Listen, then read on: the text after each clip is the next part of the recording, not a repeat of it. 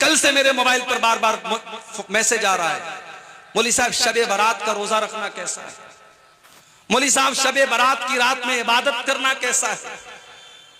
याद रखिए, इस्लाम में शबे बारात के नाम से कोई रात नहीं है। ये शबे बारात का तसव्वुर ये शियों के यहां से आया है। इस्लाम में शबे बारात नाम की कोई चीज ही नहीं है। ये शियों का अकीदा है।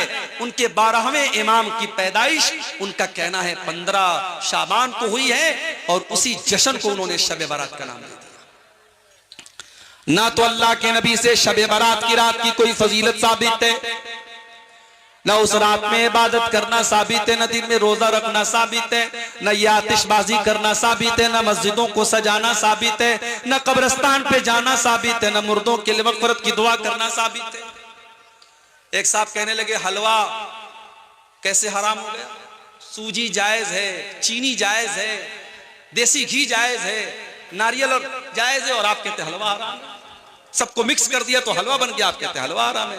मैंने कहा भाई हलवा हराम नहीं है, हलवा हराम नहीं है, हलवा यकीनन बहुत अच्छी चीज है, हमको भी खिलाइए, हम भी खाएंगे, मगर आप किस अकीदे के मुताबिक बना रहे हैं? आप शबे बारात पर बना रहे हैं तो क्यों बना रहे हैं आप?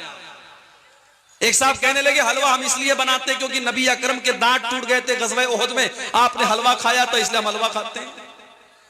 मैंने कहा भाई साहब गज़वे उहद हुई है शव्वाल में और शबे बारात मना रहे हो शाबान में, तुम 2.5 महीना एडवांस में हलवा खा रहे हो।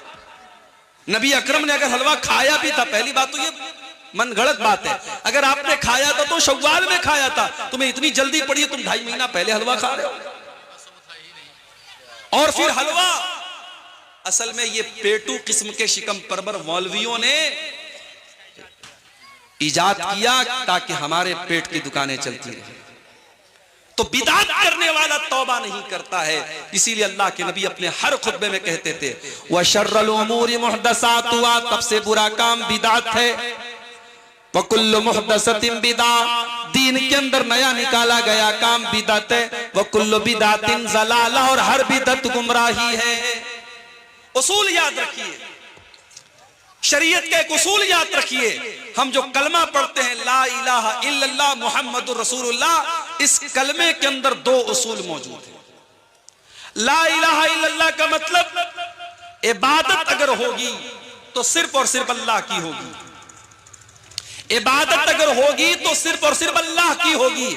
और मुहम्मदुर रसूलुल्लाह का मतलब यह है कि इबादत अगर होगी तो मुहम्मदुर रसूलुल्लाह के तरीके के मुताबिक होगी।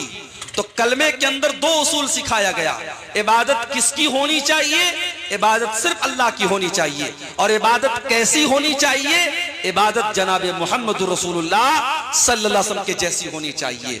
तो जो शबे बारात मना रहा है वो समझो पुराना 500 और 1000 का नोट आज चलाने की कोशिश कर रहा है। चोलबे पुराना नोट चोलबे कभी ना चोलबे इंशाअल्लाह। तो जब पुराना नोट नहीं चल सकता है तो जिस अमल के ऊपर अल्लाह के नबी की मुहर नहीं लगी है वो अमल कैसे चलेगा? रात भर आप इबादत कर लीजिए, जो इबादत नबी ने नहीं की, जो सहाबा ने नहीं की, जो कुरान और सुन्नत से साबित नहीं है, वो इबादत नहीं हो सकती मेरे प्यारे।